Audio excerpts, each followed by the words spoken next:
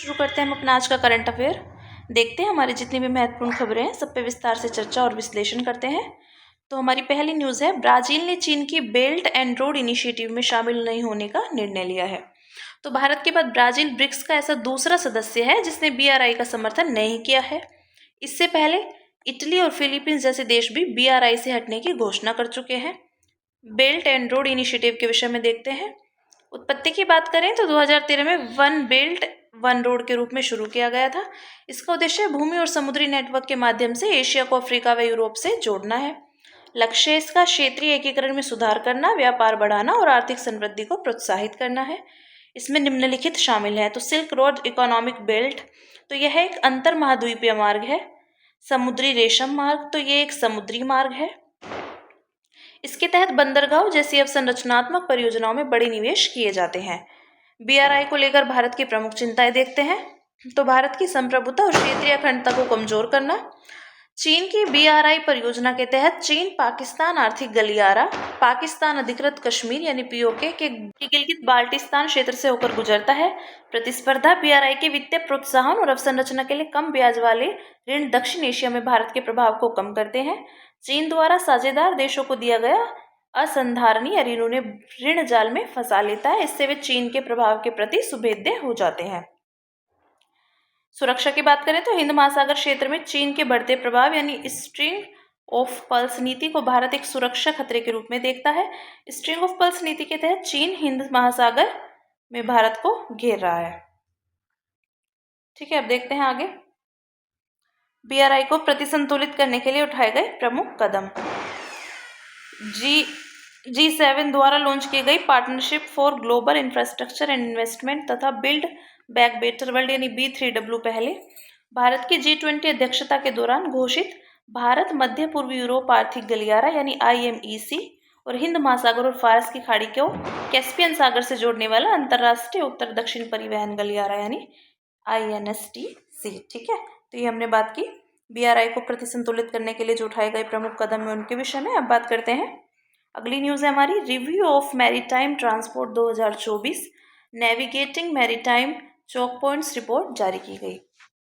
तो यह report United Nations trade and development ने जारी की है। इसके मुख्य बिंदु पर नजर डालते हैं।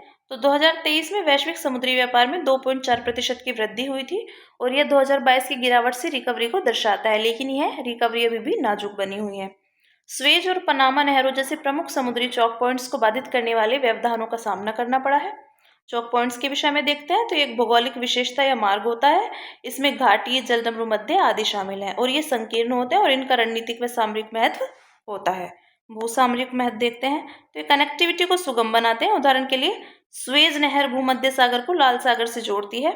यह यूरोप और एशिया के बीच व्यापार के लिए महत्वपूर्ण है। ऊर्जा सुरक्षा, तो उदाहरण के लिए होर्मुज जलदमरू मध्य फारस की खाड़ी को ओमान की खाड़ी और अरब सागर से जोड़ता है। यह वैश्विक पेट्रोलियम परिवहन में महत्वपूर्ण भूमिका निभाता है। अब बात करते हैं व्यवधानों के पीछे मुख्य कारण। जलवायु परिवर्तन के कारण निम्न जल स्तर, तो पनामा नहर का घटता जल स्तर और यह नहर प्रशांत और अटलांटिक महासागरों को जोड़ती है। भू राजनीतिक तनाव और संघर्ष, तो उदाहरण के लिए यमन के हूती विद्रोहियों ने बाब अल मंदेब जलदमरू मध्य में जहाजों पर हमला किया था। यह जलदमरू मध्य लाल सागर को अदन की खाड़ी और हिंद महासागर से जोड़ता है। व्यवधानों के प्रभाव देखते हैं तो आपूर्ति श्रृंखलाओं पर दबाव पड़ता है। इससे भारत के लिए ऊर्जा आपूर्ति की लागत में वृद्धि होती है। लंबे मार्गों के कारण शिपिंग लागत में वृद्धि होती है। उदाहरण के लिए जैसे स्वेज नहर की बजाय केप ऑफ गुड होप यानी अफ्रीका के दक्षिण छोर मार्ग को अपनाना। ठीक है, विश्व के अन्य प्रमुख चौक पॉइंट्स देखते हैं तो जिब्राल्टर जलदमरू मध्य, यह भूमध्य सागर को अटलांटिक महासागर से जोड़ता है। बात करते हैं मलक्का जलदमरू मध्य, तो यह हिंद महासागर को दक्षिण चीन सागर से जोड़ता है। और तुर्की जलदमरू मध्य, तो यह बोस्पोरस और डार्डेनेल्स, यह काला सागर को भूमध्य सागर से जोड़ता है। ठीक है, ये बात की हमें विश्व के जो अन्य प्रमुख चौक पॉइंट्स उनके विषय में बात करते हैं। एक नए अध्ययन के अनुसार डायमंड डस्ट का उपयोग करके पृथ्वी के बढ़ते तापमान को कम किया जा सकता है। तो एक नवीन अध्ययन में पृथ्वी के बढ़ते तापमान को कम करने के लिए संभावित जियो इंजीनियरिंग रणनीति के रूप में डायमंड डस्ट का उपयोग करने की बात की गई है। अध्ययन में बताया कि 45 वर्षों तक पृथ्वी के ऊपरी वायुमंडल में हर साल लगभग 50 लाख टन डायमंड डस्ट छिड़कने से वैश्विक तापमान 1.6 डिग्री सेल्सियस तक कम हो सकता है। डायमंड डस्ट के उपयोग के लाभ देखते हैं। उन्नत गुण, यह प्रकाश और गर्मी को प्रभावी ढंग से परिवर्तित करता है और यह लंबे समय तक वायु में बना रह सकता है। साथ ही इसके वायुमंडल में गठीले रूप से जमा हो जाने की संभावना भी कम होती है। सुरक्षित विकल्प, सल्फर डाइऑक्साइड के विपरीत डायमंड डस्ट रासायनिक रूप से निष्क्रिय है और ये सल्फर डाइऑक्साइड अम्लीय, वर्षा और ओजोन क्षय जैसे जोखिम पैदा करती है। ठीक है, अब देखते हैं जियो इंजीनियरिंग या जलवायु इंजीनियरिंग क्या है। तो ग्लोबल वार्मिंग को कम करने के उद्देश्य से पृथ्वी की जलवायु प्रणाली में बड़े पैमाने पर हस्तक्षेप है। जियो इंजीनियरिंग की निम्नलिखित 2 मुख्य श्रेणियां हैं। कौन कौन सी है? पहली है कार्बन डाइऑक्साइड को हटाना।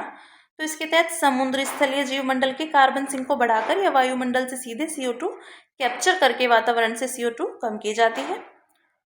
Direct air carbon capture and storage, तो इसके अंतर्गत परिवेशी वायु से सीधे CO2 कैप्चर करने, हटाने तथा पुनः संग्रहित करने के लिए रासायनिक प्रक्रियाओं का उपयोग किया जाता है। और ओशन फर्टिलाइजेशन, तो इसके तहत CO2 को हटाने वाले पादप पल्लवों यानी फाइटोप्लैंक्टन्स की वृद्धि को बढ़ाने के लिए पोषक तत्वों जैसे लौह को सम्मिलित किया जाता है। सौर विकिरण प्रबंधन, तो इसमें पृथ्वी पर पहुंचने वाले सौर विकिरण की मात्रा को कम करके तापमान को नियंत्रित करने का प्रयास किया जाता है। बात करें स्ट्रेटोस्फेरिक एरोसोल इंजेक्शन की, तो इसमें सल्फेट एरोसोल जैसे प्रावर्तक कणों को पृथ्वी के ऊपरी वायुमंडल में इंजेक्ट किया जाता है और ये कण सूर्य से आने वाले विकिरण को वापस अंतरिक्ष में परिवर्तित कर देते हैं। ठीक है, इससे तापमान में कमी आ सकती है। मरीन क्लाउड ब्राइटनिंग, तो इसमें समुद्र की सतह के ऊपर अवस्थित बादलों में चमक उत्पन्न करने के लिए उन पर नमक का छिड़काव किया जाता है। किस लिए किया जाता है? बादलों में चमक उत्पन्न करने के लिए, और इससे उनमें सूर्य के प्रकाश का परावर्तन बढ़ जाता है। देखते हैं जियो इंजीनियरिंग प्रौद्योगिकी से जुड़ी चिंताएं। तो जियो इंजीनियरिंग के विकल्पों पर अत्यधिक निर्भरता यानी मौजूदा जलवायु नीतियों को कमजोर कर सकती है। साथ ही उत्सर्जन में कमी और अनुकूलन प्रयासों के लिए आवश्यक धन की उपलब्धता को प्रभावित कर सकती है। जियो इंजीनियरिंग से जुड़े उपकरणों को विकसित करने और उपयोग में लाने में अत्यधिक लागत आती है। जियो इंजीनियरिंग तकनीकी अनपेक्षित प्रभाव उत्पन्न करके मनुष्यों, महासागरों और जैव विविधता को नुकसान पहुंचा सकती है तथा मौसम के पैटर्न में बदलाव जैसी समस्याएं भी पैदा कर सकती है। ठीक है, अब देखते हैं हमारी अगली न्यूज है जैव विविधता नियम 2024 अधिसूचित किए गए। तो केंद्रीय पर्यावरण, वन और जलवायु परिवर्तन मंत्रालय ने जैव विविधता अधिनियम 2002 के अनुसार जैव विविधता नियम 2024 अधिसूचित किए हैं। नए नियम जैव विविधता नियम 2004 की जगह लेंगे और ये नियम जैव विविधता यानी संशोधन अधिनियम 2023 को लागू करना भी सुनिश्चित करेंगे। 2023 का संशोधन अनुसंधान के लिए प्रक्रियाओं को तेज करने, भारतीय चिकित्सा पद्धति को प्रोत्साहित करने जैसे उद्देश्यों के लिए लागू किया गया था। ये नियम राष्ट्रीय जैव विविधता प्राधिकरण यानी NBA और जुर्माना इत्यादि विषयों से जुड़े अलग अलग प्रावधानों को रेखांकित करते हैं। जैव विविधता नियम 2024 के मुख्य बिंदुओं पर एक नजर डालते हैं। तो राष्ट्रीय जैव विविधता प्राधिकरण, इसके अध्यक्ष की नियुक्ति केंद्र सरकार द्वारा की जाएगी। अध्यक्ष का कार्यकाल 3 वर्षों का होगा, हालांकि वह दूसरे कार्यकाल हेतु नियुक्ति के लिए भी पात्र होगा। ठीक है, राष्ट्रीय जैव विविधता प्राधिकरण के सामान्य कार्यों के विषय में बात करते हैं।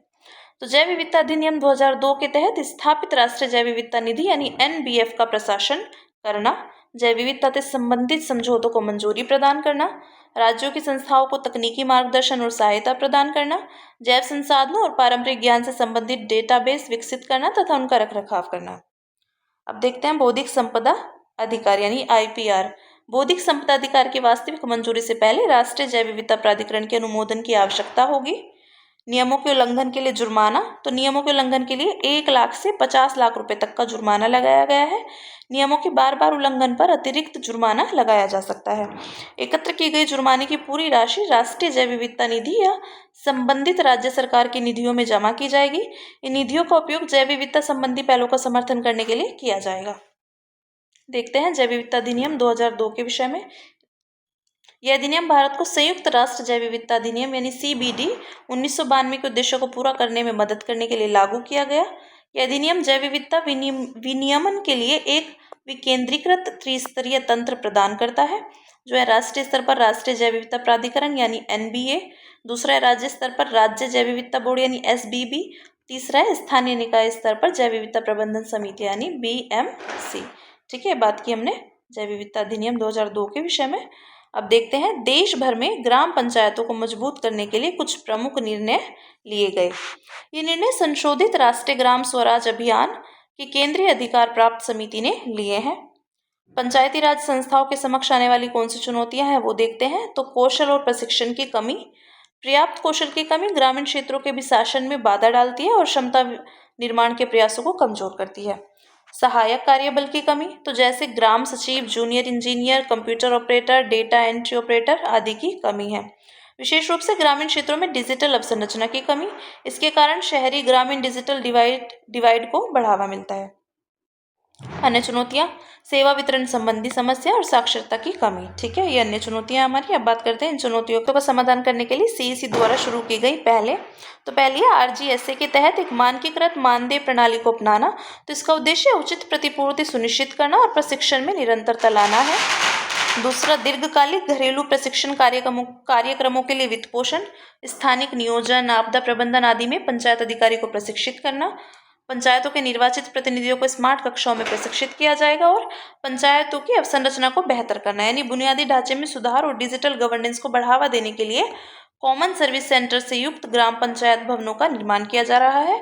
उत्तर पूर्व और जम्मू व कश्मीर के सीमावर्ती क्षेत्रों के गाँव में पंचायत के बुनियादी ढांचे में निवेश किया जा रहा है। ठीक है, देखते हैं संशोधित राष्ट्रीय ग्राम स्वराज अभियान यानी आरजीएसए के विषय में। तो इसका उद्देश्य पंचायती राज संस्थाओं को स्थानीय स्वशासन के जीवंत केंद्र के रूप में विकसित करना है। इसमें सतत विकास लक्ष्यों यानी एसडीजीएस के स्थानीयकरण पर ध्यान केंद्रित किया जाता है। यह एक केंद्र प्रायोजित योजना है और अवधि इसकी 2022-23 से 2025-26 तक है। कवरेज सभी राज्य और केंद्र शासित प्रदेश तथा ऐसे क्षेत्रों की ग्रामीण स्थानीय शासन संस्थाएं जहां पंचायतें नहीं हैं। ऐसे क्षेत्र संविधान के भाग 9 के अंतर्गत नहीं आते हैं। ठीक है, ये बात की हमने संशोधित राष्ट्रीय ग्राम स्वराज अभियान के विषय में। अब देखते हैं अगली न्यूज है हमारी स्वास्थ्य और जलवायु परिवर्तन पर लैंसेट काउंटडाउन रिपोर्ट 2024 जारी की गई। यह वार्षिक रिपोर्ट पेरिस जलवायु परिवर्तन समझौते के लक्ष्यों की दिशा में प्रगति पर स्वतंत्र मूल्यांकन प्रदान करती है। रिपोर्ट के मुख्य बिंदुओं पर एक नजर डालते हैं। तो तापमान में वृद्धि, 2023 में पृथ्वी की सतह का वार्षिक औसत तापमान औद्योगिक क्रांति के पूर्व स्तर से 1.45 डिग्री सेल्सियस ऊपर पहुंच गया था और ताप वृद्धि का यह स्तर पेरिस समझौते द्वारा निर्धारित 1.5 डिग्री सेल्सियस वृद्धि सीमा को पार करने के करीब है। स्वास्थ्य पर प्रभाव, तो 1990 के दशक से अधिक गर्मी की वजह से 65 वर्ष से अधिक आयु के लोगों में मृत्यु दर में 167% की वृद्धि दर्ज की गई है। अधिक गर्मी की वजह से शारीरिक क्रियाकलाप प्रभावित होते हैं तथा नींद में कमी जैसी समस्याएं उत्पन्न होती हैं। केवल 2023 में ही भारत में लोगों को लगभग 2400 घंटे यानी 100 दिन सामान्य से गंभीर हीट स्ट्रेस का सामना करना पड़ा था। अब देखते हैं आर्थिक नुकसान। तो मौसम संबंधी चरम घटनाओं से औसत वार्षिक आर्थिक नुकसान 2010 से 14 तथा 2019 से 23 के बीच 23% बढ़कर $227 बिलियन हो गया था। 2023 में भारत में गर्मी की वजह से 181 बिलियन संभावित कार्य घंटों का नुकसान हुआ था। अपर्याप्त अनुकूलन, तो कई देशों में स्वास्थ्य संबंधी आपात स्थितियों से निपटने के लिए पर्याप्त क्षमता नहीं है। केवल 68% देशों में उच्च प्रदर्शन स्तर दर्ज किया गया है। केवल 35% देशों के पास गर्मी से जुड़ी बीमारियों के लिए प्रारंभिक चेतावनी प्रणाली मौजूद है। अब देखते हैं रिपोर्ट में की गई मुख्य सिफारिशें। तो खतरों और अनुकूलन स्थिति का पूरी तरह से मूल्यांकन करना, यानी राष्ट्रों को सुनिश्चित करना चाहिए कि वे जलवायु परिवर्तन के स्वास्थ्य पर पड़ने वाले प्रभावों को बेहतर ढंग से समझें और इससे निपटने के लिए अपनी प्रतिबद्धताओं को पूरा करें। दूसरा, स्वास्थ्य देखभाल पर केंद्रित जलवायु नीतियों को लागू करना, यानी ऐसी नीतियां बनानी और लागू करनी चाहिए जो जलवायु कार्यवाही में स्वास्थ्य देखभाल को प्राथमिकता दें। थर्ड है स्वच्छ ऊर्जा को संधारणीय तरीके से और तेजी से अपनाना, यानी स्वच्छ ऊर्जा उत्पादन के लिए अजीवाश्म ईंधन पर निर्भरता कम करनी चाहिए और नवीकरणीय ऊर्जा प्रौद्योगिकियों को बढ़ावा देना चाहिए। ठीक है, इसी के साथ बढ़ते हैं अन्य सुर्खियों की तरफ जो है पहली है इसमें आर्टेमिस मिशन। तो नासा ने आर्टेमिस 3 मिशन के लिए 9 संभावित लैंडिंग साइट्स की पहचान की है। इस मिशन के विषय में देखते हैं। तो ये पहली बार इंसान चंद्रमा के दक्षिणी ध्रुव पर कदम रखेगा। ठीक है, 2 परीक्षण उड़ानों के बाद आर्टेमिस 3 को 2026 में लॉन्च करने की योजना बनाई गई। इस मिशन की सफलता से 50 से अधिक वर्षों के बाद चंद्रमा की सतह पर फिर से किसी इंसान का कदम पड़ेगा और आर्टेमिस कार्यक्रम के तहत चंद्रमा की सतह पर पहली महिला और पहले अश्वेत व्यक्ति को उतारने की योजना बनाई गई है। गौरतलब है कि भारत पहला देश है जिसने चंद्रमा के दक्षिणी ध्रुवीय क्षेत्र में किसी अंतरिक्ष यान की सॉफ्ट लैंडिंग कराने में सफलता हासिल की है। 23 अगस्त 2023 को चंद्रयान 3 की चंद्रमा पर सॉफ्ट लैंडिंग हुई थी। आर्टेमिस मिशन के उद्देश्य देखते हैं। तो चंद्रमा पर जल की खोज करना और उसका अलग अलग उद्देश्यों से उपयोग करना, चंद्रमा का अध्ययन करके इसके रहस्यों को जानना, किसी अन्य खगोलीय पिंड की सतह पर रहने और कार्य करने का तरीका सीखना, मंगल ग्रह मिशन पर अंतरिक्ष यात्रियों को भेजने से पहले हमें जिन तकनीकों की आवश्यकता है उनका परीक्षण करना। ये देखिए हमने आर्टेमिस मिशन के उद्देश्य। ठीक है, अब बात करते हैं ट्रांसफर प्राइसिंग के विषय में। तो केंद्रीय प्रत्यक्ष कर बोर्ड सीबीडीटी ने ट्रांसफर प्राइसिंग और आर्म्स लेंथ प्राइस के लिए ऊपरी सीमा से संबंधित अधिसूचना जारी की है। इसके विषय में देखते हैं। ट्रांसफर प्राइसिंग वास्तव में बहुराष्ट्रीय कंपनियों द्वारा कर से बचने के लिए अपनाए जाने वाला एक तरीका है। इसके तहत कंपनियां अपने व्यवसाय वाले देशों से अर्जित लाभों को टैक्स हेवंस देशों में ट्रांसफर कर देती है। इसके तहत एक बड़ी कंपनी अपनी ही किसी अन्य कंपनी की वस्तु और एवं सेवाओं को अपनी दूसरी कंपनी को अधिक कीमतों पर बेच देती है। सीबीडीटी यानी केंद्रीय प्रत्यक्ष कर बोर्ड ऐसे लेन देन को आर्म्स लेंथ ट्रांजैक्शन के अनुसार रखने के लिए वस्तु एवं सेवाओं की कीमतों की ऊपरी सीमा निर्धारित करता है। आर्म्स लेंथ ट्रांजैक्शन के विषय में देखते हैं। तो ये ट्रांसफर प्राइसिंग में वस्तु एवं सेवा के मूल्य निर्धारण का सिद्धांत है और यह सिद्धांत एक ही समूह की कंपनियों के बीच वाणिज्यिक और वित्तीय लेन देन पर लागू होता है। इस सिद्धांत के अनुसार एक ही समूह की दो कंपनियों के बीच किसी वस्तु एवं सेवा का मूल्य वही होना चाहिए जो दो अलग अलग समूह की कंपनियों के बीच होता है। ठीक है, बात की हमने आर्म्स लेंथ ट्रांजैक्शन के विषय में। अब बात करते हैं यूविन पोर्टल के विषय में। तो भारत के प्रधानमंत्री ने यूविन पोर्टल का शुभारंभ किया। इसके विषय में देखते हैं। सार्वभौमिक टीकाकरण कार्यक्रम यानी यूआईपी के तहत सभी गर्भवती महिलाओं और बच्चों के प्रत्येक टीकाकरण कार्यक्रम को ट्रैक करता है। इस पोर्टल को नियमित वैक्सीनेशन का इलेक्ट्रॉनिक रजिस्ट्रेशन और रिकॉर्ड रखने के लिए विकसित किया गया है। यूआईपी राष्ट्रीय स्वास्थ्य मिशन के तहत प्रजनन और बाल स्वास्थ्य कार्यक्रम का एक हिस्सा है। इस पोर्टल के जरिए सभी गर्भवती महिलाओं और जन्म से 16 वर्ष तक के बच्चों को 12 बीमारियों के खिलाफ जीवन रक्षक टीकों का समय पर दिया जाना सुनिश्चित होगा। ठीक है, ये बात की यूविन पोर्टल के विषय में। अब बात करते हैं हाइड्रोजेल्स के विषय में। तो वैज्ञानिकों ने SARS-CoV-1 वायरस से केवल 5 अमीनो एसिड के छोटे प्रोटीन टुकड़ों का उपयोग करके हाइड्रोजेल्स बनाने की एक नई विधि विकसित की। यह लक्षित दवा वितरण को बेहतर बनाने और दुष्प्रभावों को कम करने में मदद कर सकता है। हाइड्रोजेल्स के विषय में देखते हैं। तो ये त्रिआयामी यानी 3D नेटवर्क संरचनाओं वाली क्रॉस लिंक्ड पॉलीमर श्रृंखलाएं हैं। ये अपेक्षाकृत बड़ी मात्रा में तरल पदार्थों को अवशोषित कर सकती हैं। ये दवाओं को शरीर में पहुंचाने के लिए बहुत अच्छे होते हैं क्योंकि ये पानी सोख लेते हैं और मजबूत होते हैं और शरीर को नुकसान नहीं पहुंचाते हैं। ये नई सामग्रियों जैसे टिश्यू इंजीनियरिंग के क्षेत्र में एक क्रांति ला सकती है और क्षतिग्रस्त अंगों के पुनर्जनन में महत्वपूर्ण भूमिका निभा सकती है। ये बात की हमने हाइड्रोजेल्स के विषय में। अब बात करते हैं पशु चिकित्सा के लिए मानक दिशा निर्देश। तो हाल ही में केंद्रीय पशुपालन, डेयरी और मत्स्य पालन मंत्रालय ने पशु चिकित्सा पर मानक दिशा निर्देश जारी किए हैं। पशु चिकित्सा पर मानक दिशा निर्देश क्या है वो देखते हैं। तो ये पशु चिकित्सा की सर्वोत्तम विधियों को निर्धारित करने वाला एक व्यापक फ्रेमवर्क है। इन दिशा निर्देशों का उद्देश्य एंटी माइक्रोबियल रेजिस्टेंस के खिलाफ राष्ट्रीय कार्य योजना का समर्थन करना तथा पशु स्वास्थ्य को बेहतर करना और पशु उत्पादकता को बढ़ाना है।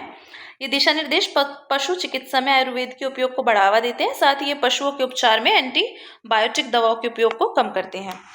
ठीक है, अब देखते हैं नागरिक पंजीकरण प्रणाली यानी सिविल रजिस्ट्रेशन सिस्टम CRS। तो केंद्रीय गृह मंत्री ने नागरिक पंजीकरण प्रणाली CRS मोबाइल एप्लीकेशन का शुभारंभ किया है हाल ही में। इस एप्लीकेशन को भारत के रजिस्ट्रार जनरल और जनगणना आयुक्त के कार्यालय ने विकसित किया। इस ऐप की मदद से पंजीकरण की प्रक्रिया में लगने वाले समय को कम करने में मदद मिलेगी। CRS के बारे में देखते हैं। तो CRS व्यक्ति के जीवन से जुड़ी मुख्य घटनाओं जैसे कि जन्म, मृत्यु और मृत बच्चे के जन्म तथा इससे संबंधित विवरणों को दर्ज करने हेतु एक एकीकृत प्रणाली है। इसमें इन घटनाओं और विवरणों का निरंतर और स्थायी रूप से पंजीकरण करना अनिवार्य है। जन्म और मृत्यु पंजीकरण अधिनियम 1969 के अनुसार सभी जन्म और मृत्यु को आधिकारिक तौर पर पंजीकृत किया जाना चाहिए। इसका संचालन भारत के रजिस्ट्रार जनरल और जनगणना आयुक्त के अधीन किया जाता है और इसे संविधान की 7वीं अनुसूची के तहत समवर्ती सूची में शामिल किया गया है। ठीक है, अब बात करते हैं विश्व खाद्य कार्यक्रम यानी कि WFP के विषय में। तो विश्व खाद्य कार्यक्रम ने चेतावनी दी कि गाजा में मानवीय संकट अकाल का रूप ले सकता है। संयुक्त राष्ट्र विश्व खाद्य कार्यक्रम के विषय में देखते हैं। मुख्यालय इसका रोम यानी इटली में। स्थापना 1961 में हुई। यह दुनिया की सबसे बड़ी मानवीय सहायता एजेंसी है। यह आपात स्थितियों में लोगों की जान बचाती है। साथ ही यह संघर्ष, आपदा और जलवायु परिवर्तन के प्रभावों से उबरने वाले लोगों के लिए शांति, स्थिरता और समृद्धि का मार्ग सुनिश्चित करने हेतु खाद्य सहायता पहुंचाती है। वित्त पोषण तो इस एजेंसी को राष्ट्रीय सरकारों, कॉरपोरेट्स और निजी दाताओं से स्वैच्छिक दान प्राप्त होता है और यह एजेंसी 1963 से भारत में काम कर रही है। यह विश्व के 120 से अधिक देशों और क्षेत्रों में खाद्य सहायता उपलब्ध करा रही है। WFP यानी विश्व खाद्य कार्यक्रम को 2020 में नोबेल शांति पुरस्कार से सम्मानित किया गया था। बात की विश्व खाद्य कार्यक्रम के विषय में। अब बात करते हैं रायगढ़ किला के विषय में। तो इस साल राष्ट्रीय एकता दिवस की थीम रायगढ़ किले की विरासत का उत्सव मनाने पर केंद्रित है। इस किले के विषय में देखते हैं। यह एक पहाड़ी किला है जो महाराष्ट्र के रायगढ़ जिले में अवस्थित है। छत्रपति शिवाजी महाराज ने 1674 में इस जगह अपनी राजधानी स्थापित की थी। शिवाजी का राज्याभिषेक भी इसी किले में हुआ था। यह किला काल और गांधारी नदियों की घाटियों से घिरा हुआ है। इसे ब्रिटिश इतिहासकारों ने पूर्व का जिब्राल्टर कहा है। यह किला भारत के मराठा सैन्य परिदृश्य के तहत यूनेस्को विश्व धरोहर के लिए नामांकित है और किले के प्रमुख द्वार नानी दरवाजा और महा दरवाजा है। ठीक है, देखा हमने रायगढ़ किले के विषय में। अब देखते हैं हमारी सुर्खियों में रहा स्थल जो है वो है आर्मीनिया। राजधानी इसकी है येरेवान। तो कुछ रिपोर्ट्स के अनुसार आर्मीनिया भारत के प्रमुख रक्षा निर्यात गंतव्य के रूप में उभरा है। भौगोलिक अवस्थिति की बात करें तो यह ट्रांसकेशिया का एक लैंड लॉक्ड यानी भू आबाद देश है। ट्रांसकेशिया काकेशस पर्वत के दक्षिण में घनी आबादी वाला एक क्षेत्र है। सीमा तो इसकी सीमाएं अजरबैजान, तुर्की, नक्चीवन, ऑटोनोमस रिपब्लिक यानी अजरबैजान का एक क्षेत्र है ऑटोनोमस रिपब्लिक, और जॉर्जिया और ईरान से लगती हैं। नागोर्नो काराबाख यह आर्मेनिया और अजरबैजान के बीच एक विवादित क्षेत्र है।